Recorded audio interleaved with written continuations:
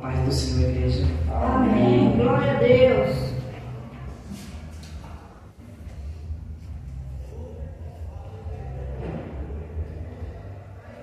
Lucas 18. Lucas 18, 9.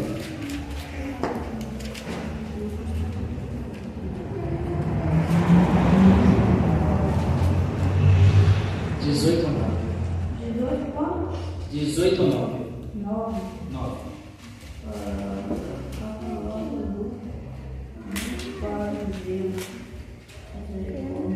Parábola do fariseu e do publicano. Aleluia, meu Deus. Amém? Amém. Glória a Deus. Então convido aqui mais uma vez o Espírito Santo, nosso Senhor Jesus, Sim, meu Deus. para nos conduzir Converte os nossos corações, no entendimento da palavra, no entendimento Usa o teu do servo. que foi reservado para cada um de Em nós. nome de Jesus. Deus. Porque muitos leem, mas não entendem o que está escrito. Para que nós Porque o Senhor reservou isso aqui para os pequeninos, não foi para os leitores.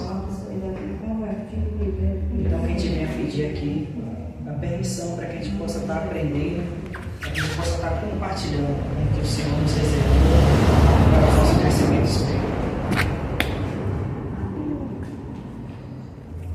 Contou também esta parábola a alguns que confiavam em si mesmos, achando-se justos e desprezavam os outros. 2 homens subiram ao templo para orar.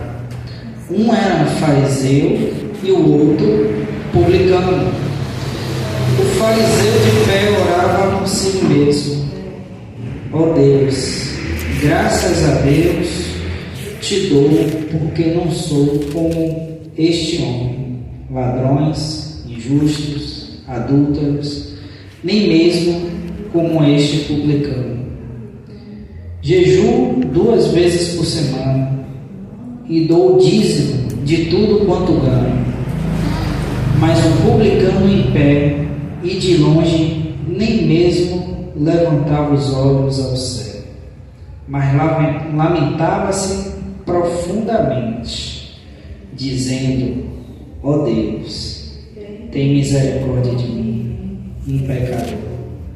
Digo-vos que este desceu justificado para casa, e não outro, pois todo o que se exaltar será humilhado, mas o que se humilhar será exaltado.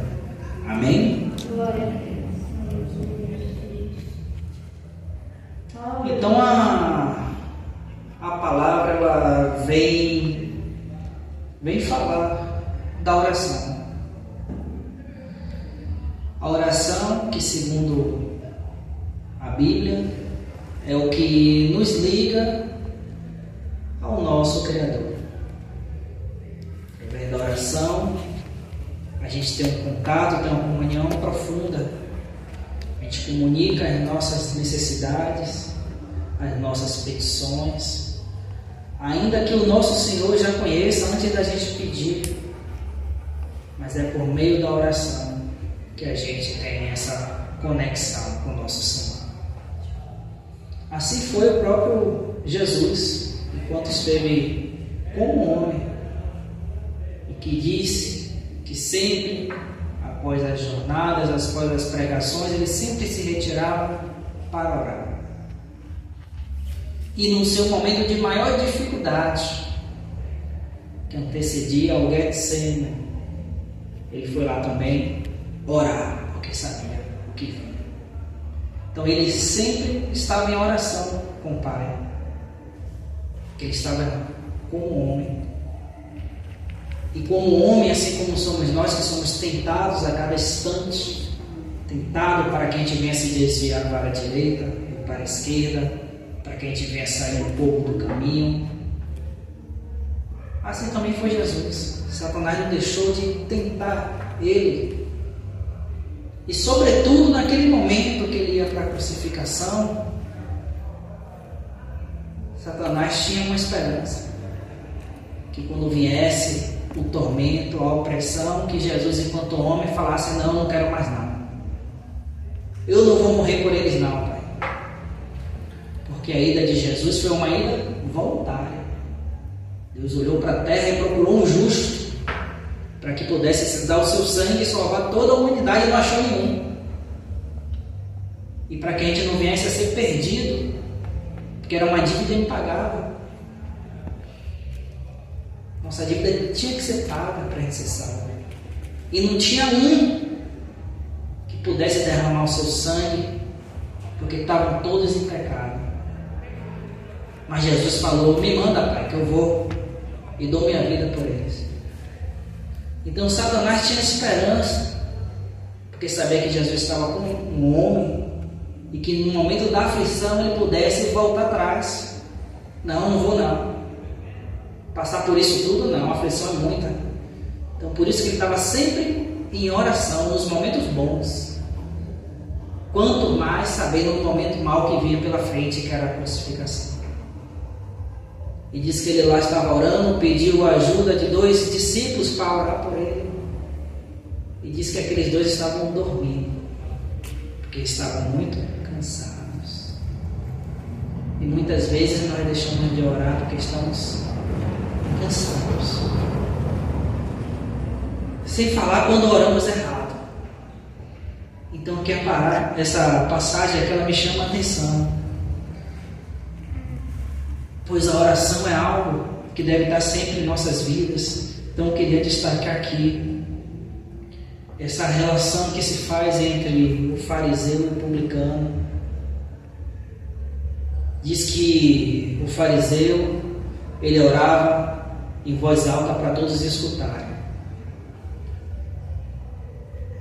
Pela forma como é escrito aqui, parece que ele estava muito mais preocupado em as pessoas verem a espiritualidade dele do que o Senhor escutar e entender o que ele queria falar.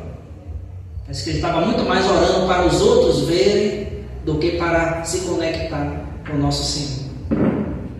Porque diz que não só na oração e nas suas petições, que ele não só pedia, mas como ele também negligenciava ou desprezava aqueles outros homens. Diz que ele se achava melhor, que ele inclusive agradecia por não ser igual àqueles. Ou seja, está orando e está julgando a oração do outro. E muitas vezes nós julgamos a oração do irmão, porque o irmão não ora em línguas, porque a oração do irmão é curta, ou porque é longa demais, porque fala alto demais, ou porque fala baixo demais. E diz aqui que esse publicano nem se levantava a cabeça, se dava o trabalho, de tão envergonhado que estava, que ele não achava nem digno de poder levantar a cabeça, e que ele falava muito mais no seu íntimo. Quem estava ali nem escutava, pedindo perdão, pois ele não era digno do que pedia, não era digno da misericórdia. E o Senhor diz que este sim, este foi atendido. E aquele que se achava tão puro, que tinha uma oração tão longa, que orava para que todos escutassem, se colocando acima dos outros, acima do ladrão, acima do publicano, acima do adúltero, diz que esse não voltou justificado. Então isso me chama a atenção para a oração, como é que nós nos colocamos quando nós estamos buscando conversar com o nosso Senhor. Uma prática diária, uma prática contínua. A gente está aqui no livro de Lucas, mas se a gente voltar para o livro de Mateus, Mateus 6, 7, ou melhor, Mateus 6, do 6 ao 7, ele inclusive fala do ato de orar em secreto. Nosso Senhor inclusive nos orienta quando for orar, vá para o seu quarto em secreto e ore lá, porque não precisa os outros verem nada, não precisa os outros escutarem, Porque a sua oração é uma comunhão sua com o Pai, não é sua com o irmão, não é sua com o vizinho, não é sua com ninguém, senão com o Pai, com o Espírito Santo. Então quem precisa ver e ouvir é Ele. E os próprios discípulos pediam.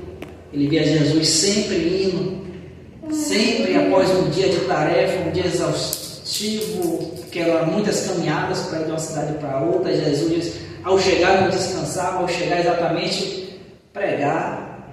E quando terminava isso, ele estava muito cansado, ele sempre se retirava para ir orar, para ir para o monte, enfim, ele sempre estava mantendo essa sua rotina. E os discípulos sempre perguntavam como é que nós devemos orar. Ele disse que Jesus deu uma oração específica para eles, ensinou lá o Pai Nosso, que inclusive é uma das orações que estão aqui. E muitas vezes eles ainda na dúvida, né? Sim, mas como que a gente deve fazer isso? E aqui voltando, né, no livro de Mateus, ele diz em secreto. Vai lá em secreto no teu quarto, porque o Pai que está no céu, ele te escuta. E se a sua oração é para Ele, então já foi atendido. Que é Ele que precisa escutar. Então a gente está em Lucas, aí me chamou a atenção Mateus também falando da oração.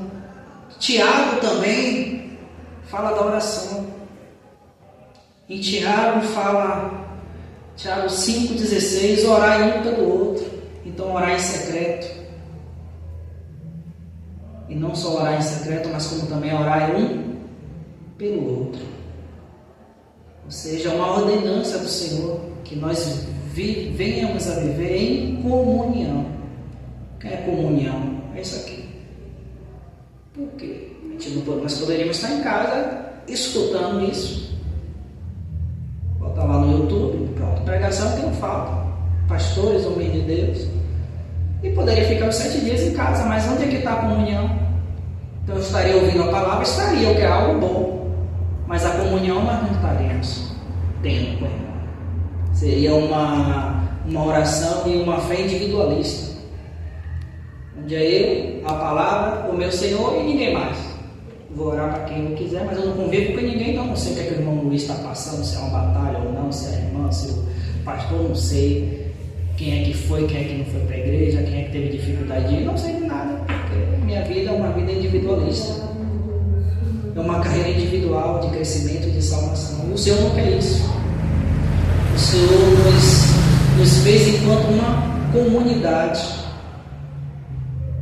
Ele quer ver o nosso progresso e quer ver nós progredindo e também influenciando no progresso dos irmãos, ou seja, um ajudando o outro. Aleluia. Até por isso que ele fala, orar em secreto, porque é algo íntimo com o Senhor, e também orar um pelo outro. Orar um pelo outro.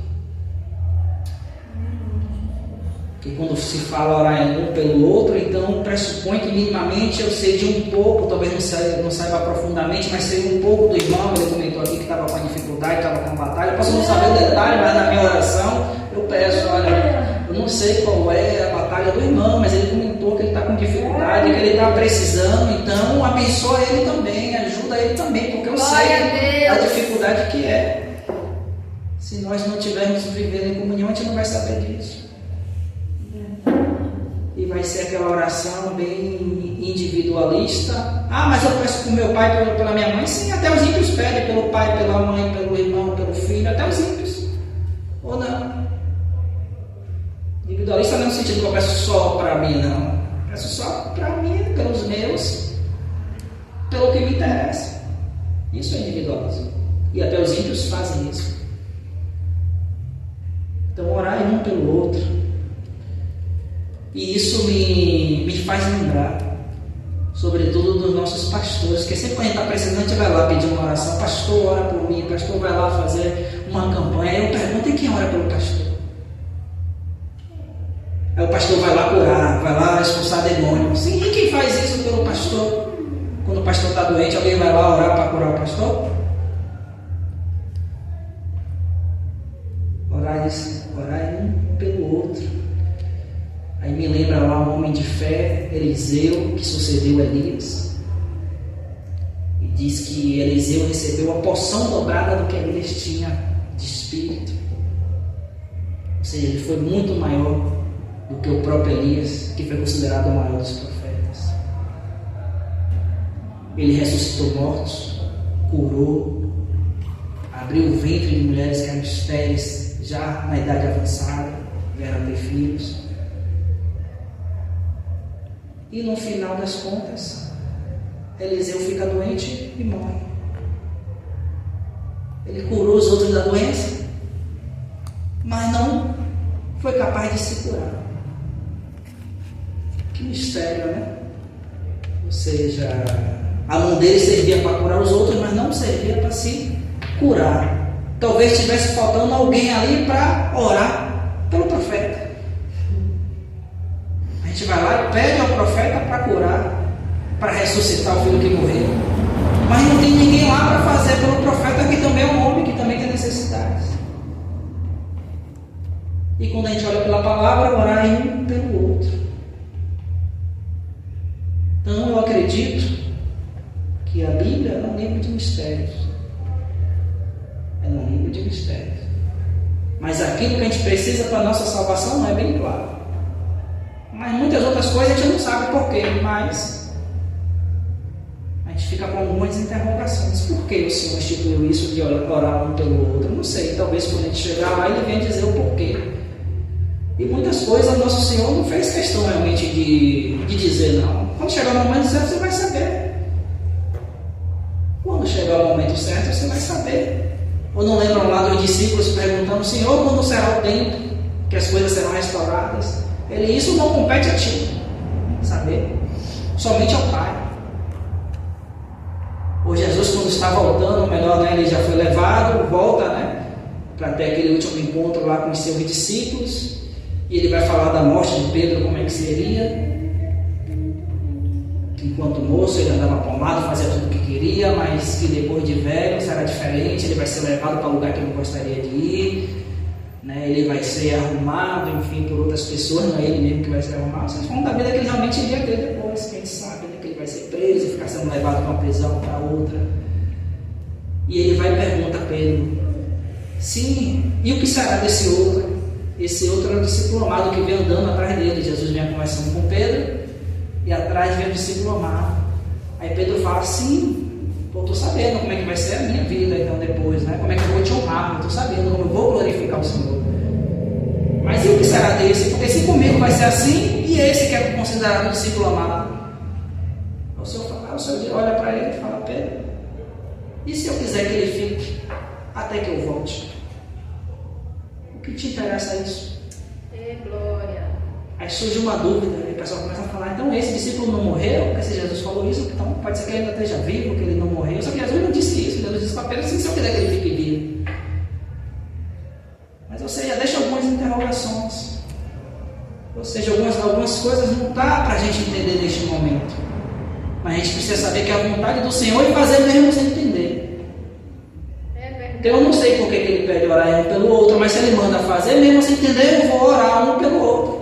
Aleluia. Ainda sem entender. É igual quando a gente fala com o filho não entende, aí não faz porque não entendeu. Não é para fazer mesmo sem entender, porque é meu pai que está mandando. Não sei porque ele está mandando eu varrer aqui de novo, porque eu já varri. Né? Eu já falei com ele que eu varrei, ele disse: varra assim mesmo. Não sei porquê, mas já que ele está pedindo, eu vou varrer de novo. Mesmo sem entender. Glória a Deus. Eu não sei porque ele está mandando eu lançar a rede, porque eu já falei para ele: pesquei a noite inteira, joguei a rede e não peguei nada. Joguei do lado esquerdo, do lado direito, embaixo do parque, eu joguei de todo que é jeito. Mas já que ele está mandando, eu vou fazer. É obediência. É verdade, Senhor. E fala também que temos ordem, quando a gente vai lá para Coríntios. Coríntios 14, 26, ele fala da ordem do culto. Se tem um irmão orando, não orar um irmão, o outro em cima, o outro em cima, o outro em cima, porque no final ninguém entende nada. Ninguém vai entender nem o que eu estou orando, porque eu estou ouvindo minha voz, estou ouvindo a voz da irmã, estou ouvindo a irmã, bagunça tudo. Então fala bem ordem. Se tem alguém falando em línguas, em ordem, que fale um, depois fale o outro. Se é para oração, a mesma coisa. Então pode ser algo algo simples e parece até ser algo simples, mas que existe algumas orientações de como nós devemos fazer, de como nós devemos proceder. Então é o ato de orar em secreto, de orarmos um pelo outro e de termos ordem no que fazemos. De termos ordem. Porque a palavra do Senhor, lá em Provérbios, diz que o princípio da sabedoria é o temor ao Senhor. Não é saber matemática, ou saber geometria, ou saber física, não. É o temor do Senhor. Depois vem a matemática, vem a física, vem o direito, tudo pode vir depois. Mas o princípio, ou seja, o que vem primeiro, não está dizendo que isso não seja importante. Mas o que vem primeiro, para aquele que quer ser sábio, é o que? O temor ao Senhor. O que é o temor? O respeito. É mesmo sem entender fazer o que ele está dizendo. Eu não entendi, mas já que mandou fazer assim, eu vou fazer. Então eu faço por temor. É diferente do homem, por medo. O temor, ele dá esse sentido, né? De medo. Mas aqui em relação ao Senhor é respeito. Então, se ele falou, ainda que eu não tenha entendido, eu vou jogar a rede novamente. Ainda que eu não tenha entendido, eu vou ter reverência na casa do meu Senhor. Vou ter referência na forma de orar. Não vou julgar a oração do meu irmão. Não vou achar que eu sou melhor do que ele, porque a minha roupa é melhor do que a dele. Porque ele veio cheio de batina, veio cheio de roupa de pastor, enfim, eu não. Eu tive que ter uma roupa mais refinada para ir para a igreja, então vim com o que eu tinha, era o melhor.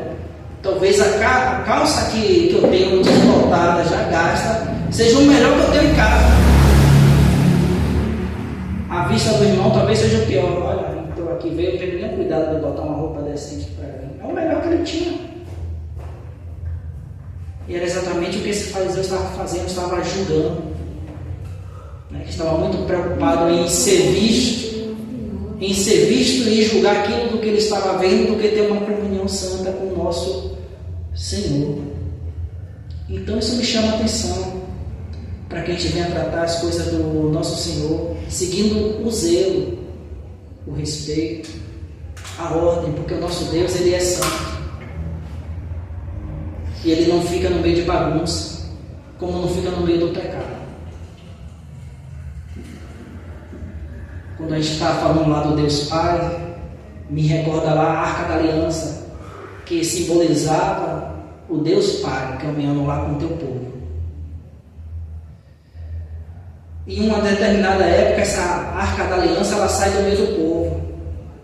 O povo de Deus, ele perde a batalha e a Arca da Aliança ela é levada pelos filisteus.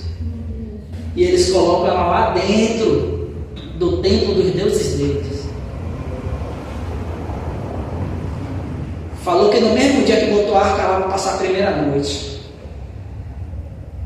No dia seguinte, quando chega lá, a imagem do Deus dele, Dagon, estava no chão. Não aguentou ficar à frente da arca. Glória a Deus. Não passou muito tempo, todo o povo filisteu começou a ter doenças. Apareceram grandes tumores neles.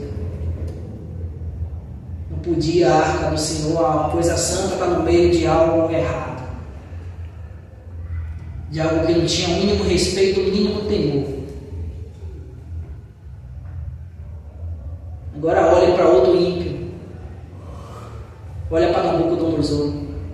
Quando ele leva o povo de Deus para o cativeiro, que ele pega as riquezas lá do templo, mesmo sendo ímpio, o zelo que ele teve, separou tudo que é de Deus, era do Deus dos israelitas, e colocou lá com o maior respeito, com o maior zelo, não deixava ninguém pegar, ninguém tocar.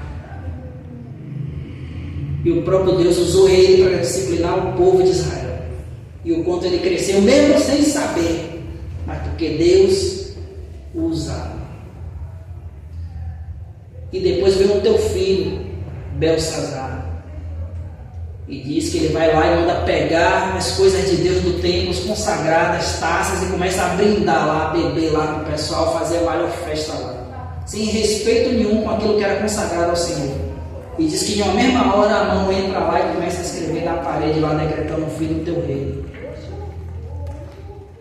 Então, ou seja, como Deus ele prima pelo zelo pelas suas coisas, pela reverência. Então, assim, quando a gente vem, irmãos, a orar, que a gente venha ter reverência pelo nosso Senhor. Reverência, ainda que seja 5 minutinhos que eu vou parar e fazer aquela oração, mas que seja um momento que eu vou me prostrar com reverência. Reverência no meu coração, expurgando aquilo que é mal, aquilo que é ruim, que está lá atrapalhando a minha oração. Reverência até na forma como eu pego esse livro, como abro. O cuidado que eu tenho com a palavra. O ler. O com quem eu compartilho. Porque isso aqui é uma pérola. Isso aqui é um tesouro. E o próprio Jesus diz: não desperdice suas pérolas com os porcos. A gente joga os porcos, é que os porcos vão fazer, vai sujar tudo. Vai virar lama. E isso aqui é uma pérola. Então que a gente venha estar em reverência e ter um zelo com a palavra do nosso Senhor. Porque é pelo meio da oração que a gente vai conseguir um contato, que a gente vai conseguir se fortalecer com o nosso Senhor.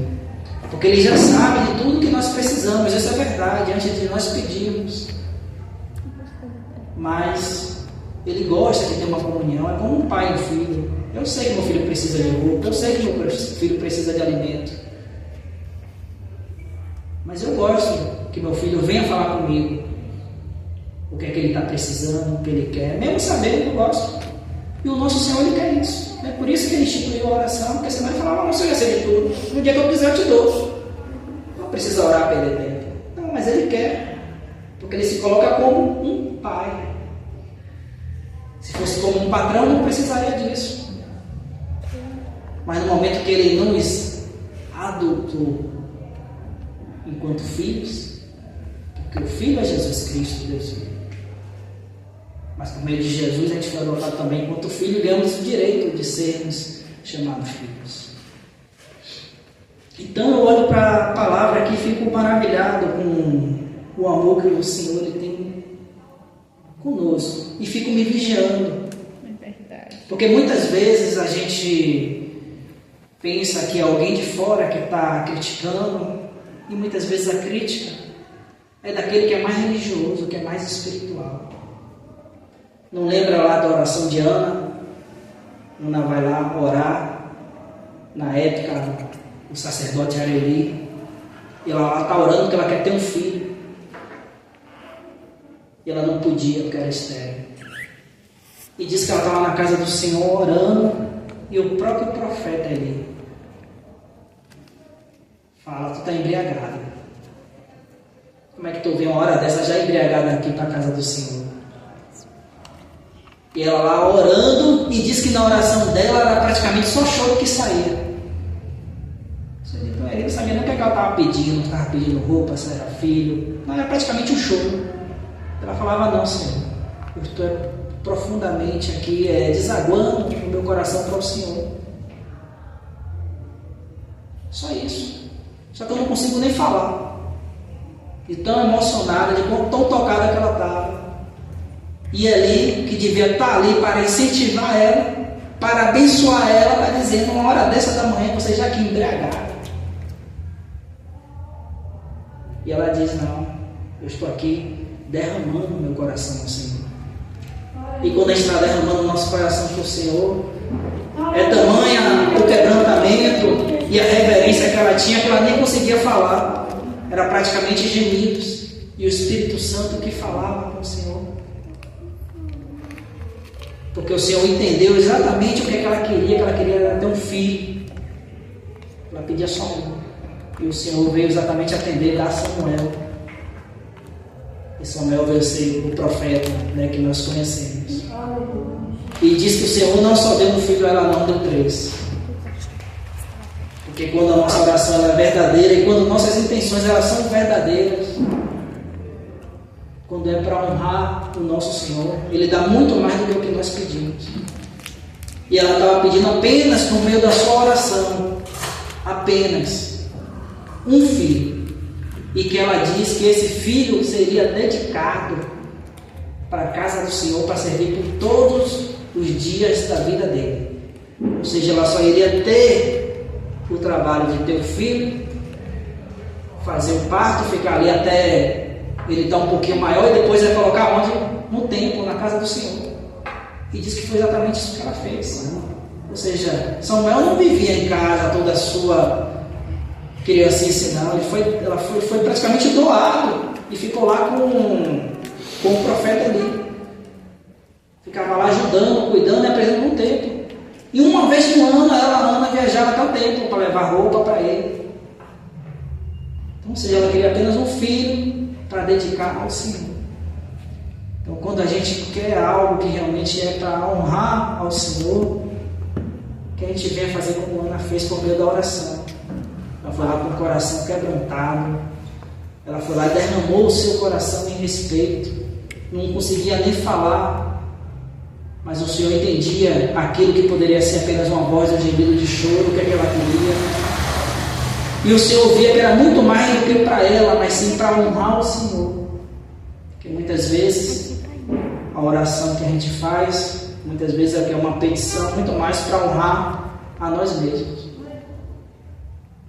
E a palavra diz aqui que aquele que se exaltar será humilhado, mas aquele que se humilhar será exaltado. E Ana foi lá e se humilhou naquela oração.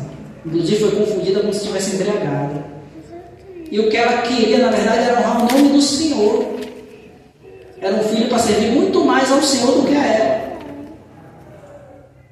E o Senhor, vendo a intenção do coração dela, foi e deu não só o Samuel, mas deu 3 filhos a ela. Então o ato de orar em secreto, o ato de orar um pelo outro, que é uma ordenança do nosso Senhor, o ato de mantermos a ordem no que fazemos, que a ordem é tanto uma disciplina para que a coisa funcione bem, mas para que também a gente não venha a ser confundido como uma casa de desordem, que cada um chega e faz o que quer, aí um bota o som alto lá atrás, aí o outro vai ligar o carro aqui do lado. Isso é desordem.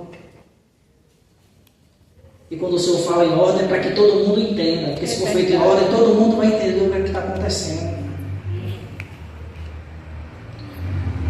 Então a gente tem um orar em secreto, só para fechar, o orar um pelo outro, a gente tem a ordem. E o 4º item, que é sobretudo, o que nós pedimos é para quem? Eu acho que é isso que faz a diferença, é para honrar nós mesmos, não é para honrar o nosso Senhor. Porque muitas vezes a gente não recebe porque o que a gente pede é apenas para honrar a minha esposa, honrar meus filhos. E o meu Senhor fica fora disso tudo que eu estou pedindo. Agora, quando aquilo que nós estivermos pedindo for para honrar o nome do nosso Senhor, eu tenho certeza que não só Ele vai dar aquilo, como vai dar muito mais. Amém. Que foi o caso aqui de Ana. Ela queria apenas um filho e recebeu 3. E que assim seja feito em nossa vida, como foi feita na vida de Ana. Então, amém, igreja. Agradeço aqui a oportunidade. Glória a Deus. Que o nosso Senhor